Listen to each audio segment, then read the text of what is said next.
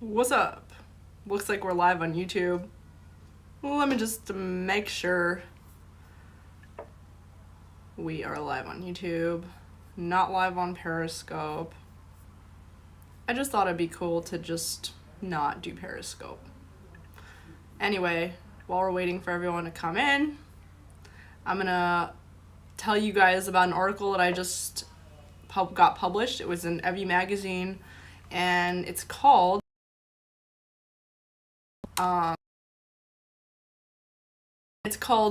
Dear Cosmo, You'll Never Convince Us That Obesity is Beautiful.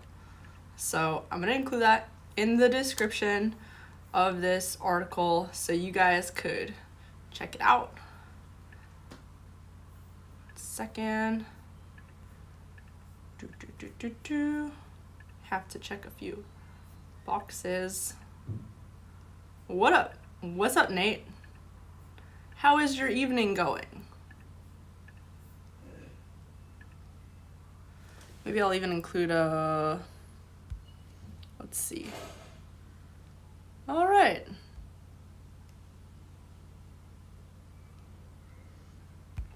There it is. This is healthy. That's what they want you to know. This is healthy. How dark is the truth? It's very dark. That's all I wanted you to know. It's very dark. Get shareable link. Tweet shareable link. Tweet. We're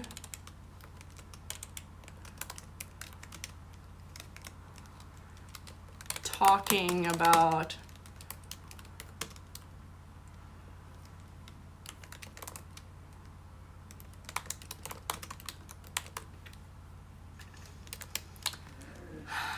the dark truth about Cosmo's This Is Healthy campaign. All right.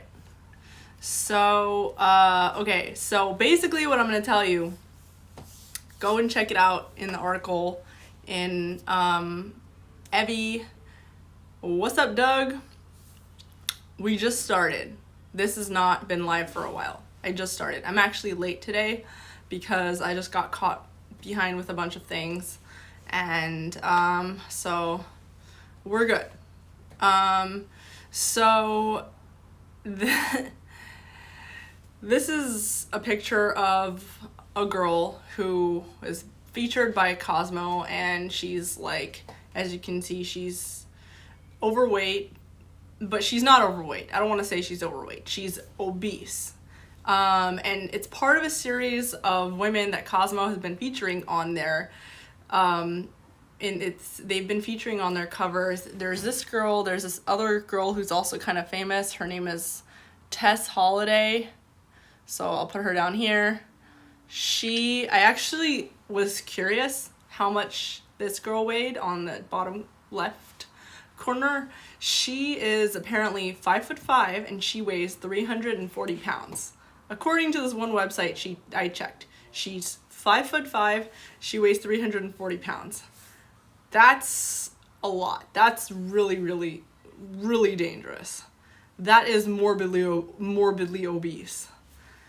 And there's no world in which I was telling my sister's in PA school. She's studying medicine, and I told her about Cosmo's body positivity campaign, and she was like, "Oh, that's great that they're having more like, different shaped models on their magazine and stuff.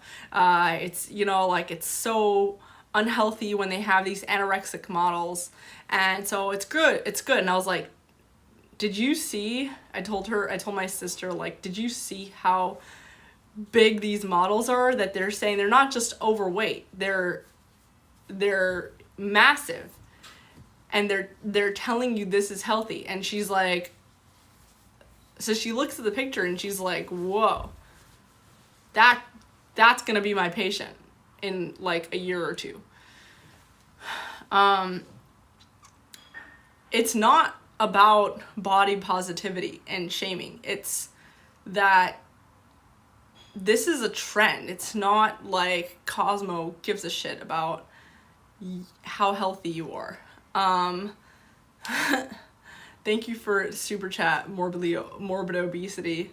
So a lot of people, a lot of these magazines are doing this thing where they're like, it used to be that it was trendy to be like morbidly skinny, but now, and the thing is that I get that there's trends. Like it used to be trendy to be morbidly skinny, because if you're morbidly skinny,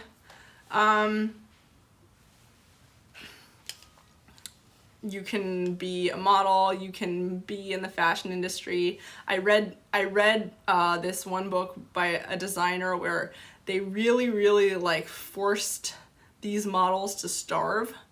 And it's still, I'm sure it's still like this for runway models. Like they kind of like expect you to starve and be like insanely skinny in order to be a proper, basically like clothing hanger for these clothes that you're advertising. So it used to be like a trendy thing, right? Or traditionally it was trendy to have really skinny people in fashion. And now they're trying to do this thing where, oh, like we care so much about women and we care so much about body positivity, so we're gonna have like women who are plus sized, and they call them plus size models. But one thing I noticed is that you never see like normal sized women on these magazines. You only ever see women who are very morbidly obese or very morbidly skinny. Like, I mean, and they look healthy. The skinny ones, you know, the camera makes you look bigger. If you meet these women in person, they look very skinny, but the camera makes you bigger than you are. So you're gonna, like, normal people will look like me. I think I'm pretty normal. Like, I'm not skinny, but I'm like pretty fit. But they won't, but that's not like interesting. That's not trendy. And for Cosmo and other fashion magazines, they don't want normal, because if they were going for normal, they would be competing with all these other influencers out there. Doug, thank you so much. Doug says the thumbnail, though, one of these things is not like the others. It's so funny. There is more of these women that I have not included in this thing. But if you haven't, check out the Evie magazine thing. Someone commented on it. If you're morbidly obese, you in these covers, you have to look like you're extremely happy with it and laughing constantly. Anyway, Felix says they ask the models to stay skinny so they can fit in the clothes, which are only made in one size, pretty much. Yeah, and also for the clothes to look good. Yeah, but yeah, the thing that bothers me is that they make it all about how they care about body positivity, and they care about like how women see themselves, but they never include normal women. And yeah, the whole reason why they don't include normal women in these, or normal looking people, is because the whole point of the beauty and fashion industry is they need to be different from everybody else. They need to be like the queen, like they need to be apart, because otherwise they're just gonna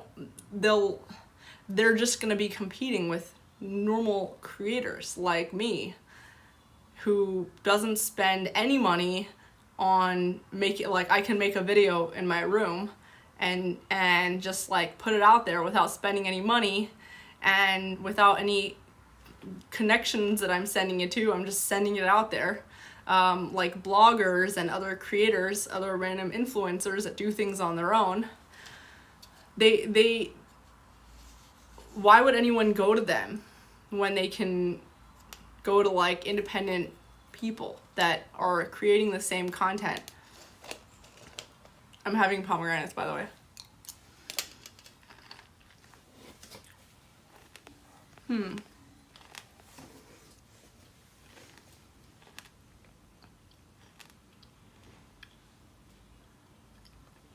This is good. I eat a lot, by the way. And Jason says, it's about the money. They want to sell magazines to a growing population. Haha. Osteoarthritis, GERD, depression. Normal Creators says we're a threat to the mainstream. Haha. Don't get fat, people. I actually was thinking of live streaming my exercise routines because it like keeps me on a schedule. It really like I have been working out recently, and I encourage people to do the same and have a set time when they do it, and it like changes everything. Anyway, yeah, I think that it's not only an attempt to be edgy and compete with other people that like normal creators, like everyday influencers. It's worse than that. It's like they have to redefine everything that you believe. They have to redefine what being healthy and beautiful is. And they have to convince you that it doesn't matter. Like, it doesn't matter what you think beautiful is and what you think healthy is. It matters what we say, because we're Cosmo. And we're the fashion industry. We're the beauty industry. What we say is the letter of the law. Like, what we say is what matters. And they train you to do that. They train you with every piece that they publish that's like challenging the norms. They're giving you some arbitrary idea of what healthy and beautiful and nice is. And what they're really doing is they're telling you this is, I mean, because right now it's the Marxist thing. Right now it's like, oh, like, you know, cheap is like, bad is good, and dumb is smart, and like right now they're just playing the obesity game. But you know, in another era it would be anorexia or anything like that, anorexic models. So their whole thing is that they need to be driving the conversation and telling you what beautiful is, and for you to be following it regardless of how you feel. It's all about control, and it's all about, that's what high fashion is. Why would people like follow someone in France? This is like a meme, actually. Someone in France would walk around with would like take their pants and rip it up and walk around and say like, this is a fashion statement, and then everybody would just follow what they're doing and like walk around with ripped pants. Why would people do things that are like, objectively, if you look at it, it's like a dumb look, but because someone else is doing it, you suddenly think it's fashionable. Alrighty, right. Doug says conspiracy theory. It's the insulin industry driving this trend, driving new sales through customer acquisition. Haha. I actually want to talk about something. This is not related, but actually it's probably kind of related. I've been talking to a lot of people lately, and I probably mentioned this before. Everybody that I talk to is depressed. Like, everybody. I talk to, like, I go somewhere, I meet someone, I talk to them a little bit. Oh yeah. You know, and it comes up. I don't bring it up. You know, I've been feeling depressed lately, blah, blah, blah. I talk to my friends, you know, I've been feeling depressed. Everybody's been feeling depressed lately.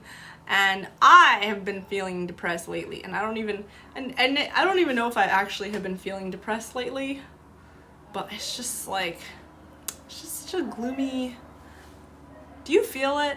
It's just like a gloomy atmosphere. Everybody that I've been talking to lately has just been depressed lately. And I don't know if this is healthy or normal. I don't think this is normal. And I wonder if you guys have been feeling the same way. Like, yeah, Doug says gloomy AF. Okay, so you're also there. No, I'm not mad at you, Josh. Why would I be mad at you? I might have left your DM on red. That's possible, but I'm not mad at you. Wally says eat some ice cream. That will cheer you up.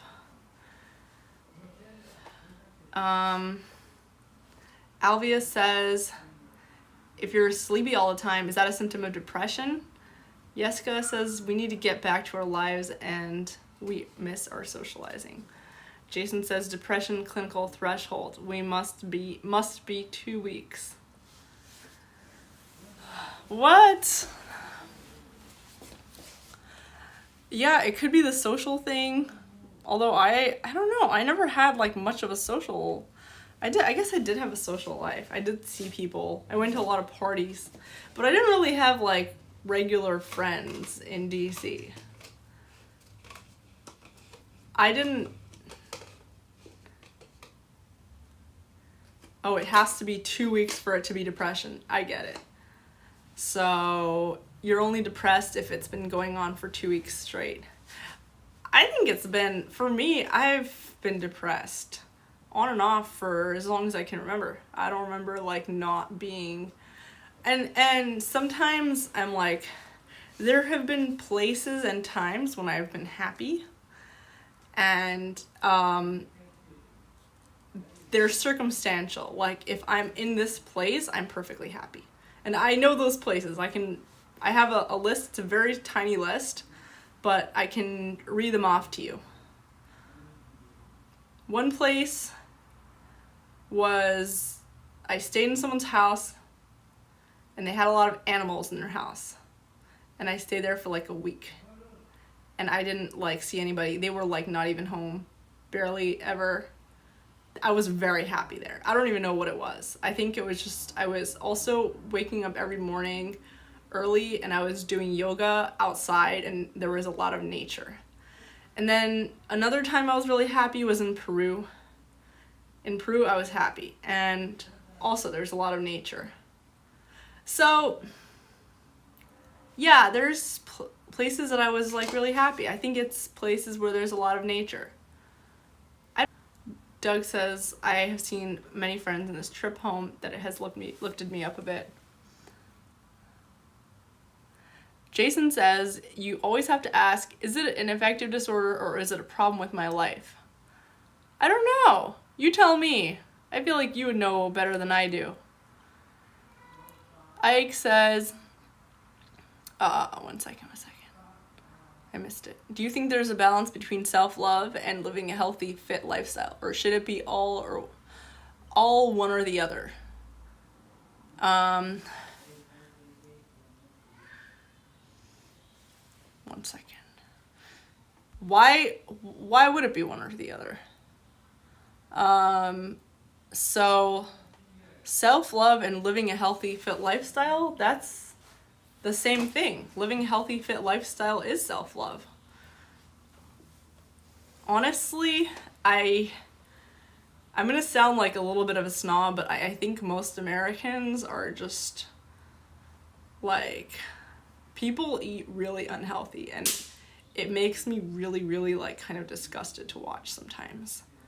Like how unhealthy people eat. It could be because I have like because of my Middle Eastern background, my family is used to eating healthier foods, maybe. But I think American culture is very, very, very backwards in terms of diet. Like very. Like, I mean, it's rare for people who, it's rare for people to eat vegetables. in a lot of places, like, eating vegetables is like the only thing they eat. And in American culture, when you talk to people, they're like, oh yeah, like last week I had broccoli, we were gonna be very healthy, and we had a little bit of broccoli in our meal. And like the rest of the meal is something gross, like greasy, I don't know, greasy, like bacon wrapped pasta, noodles, potato, like Cheez-Its or something like that. And it's like, oh, but we had a little bit we had a little bit of broccoli that we sprinkled into it. We were being so healthy. I think like American culture's version of healthy is already just really messed up. Yeah, I think self-love is being fit and healthy is definitely self-love. Exercising is sorry, 1 second. Exercising is self-love. You feel so good after you exercise, especially if you do it with someone. I exercised with my mom today, and it was like the most amazing feeling ever. And yeah, like doing things that are pampering yourself, taking care of your body, I don't know, putting stuff on your face, coconut oil or something like that. I'm being a hypocrite with that because I haven't like done moisturizers and stuff on my face in a while. Wally World says grass-fed beef is all you need. Oh man. I think I'm gonna have to go soon. I'm just feeling so blah today. I'm feeling so like, ugh. And I don't know why. I think I just haven't been outside in nature enough. Yeah. I think that's what it is. So, see you guys later. The whole point of this live stream was go and check out the Evie magazine article that's in the link in the description below. And it was really good to see you guys. And thank you. Thanks everybody. See you all. Yeah, the light is really bright. I don't know what I did last time. I think it's too much. Yeah. But we'll be back on tomorrow. See you guys. Yeah, see you guys tomorrow. And I'll see you in the vlogs because there's a new edited vlog coming out. It's one that I did with Peter Duke. He's the oh my gosh, Joe, this the letters. I did a live stream. I did an edited vlog with Peter Duke. He's a photographer. He's really interesting. They call him the Annie Leibovitz of the alt-right because he's like the only photographer that's willing to photograph people who are a little bit edgy or right-wing or, you know, the outcasts. So he's really interesting, and he talks a lot about this stuff that we were talking about, fashion and whatever. So anyway, see you all later. Bye. Wally says go sell some houses that will cheer you up. Haha. Alrighty. See you all. Bye.